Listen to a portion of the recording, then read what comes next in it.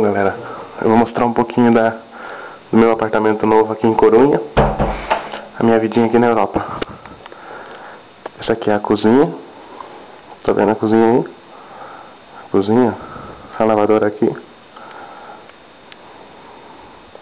Essa é a sala. Tá vendo? É uma cozinha americana.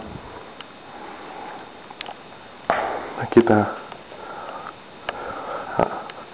a minha sala. A mesa de jantar aqui. Tá vendo aí?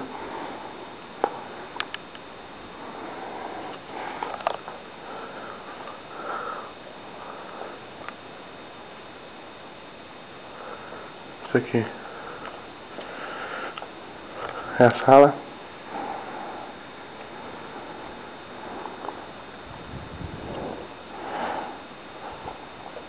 Essa é a casinha. É pequenininha, tem 40 metros quadrados, mas tá bem.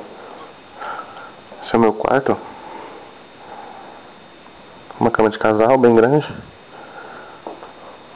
2 metros por 2. Aqui tá meu computador.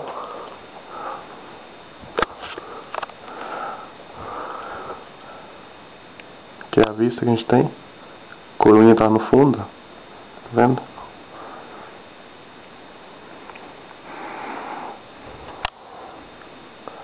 O armário ali.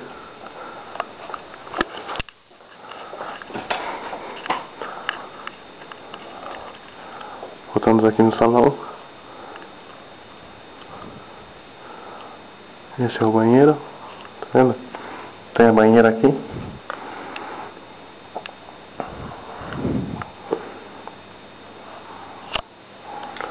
Esse sou eu, Joker. Ar-condicionado aqui. Vendo? Apartamento. Tem ar-condicionado também, porque aqui faz muito frio. Tem na sala. E tem no quarto. Também ar-condicionado. Porque durante a noite é muito frio. Então tem que ligar um pouco para deixar a casa quente.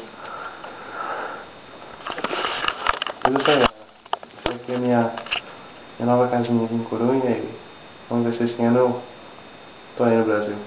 Beleza? Um abração pra todos.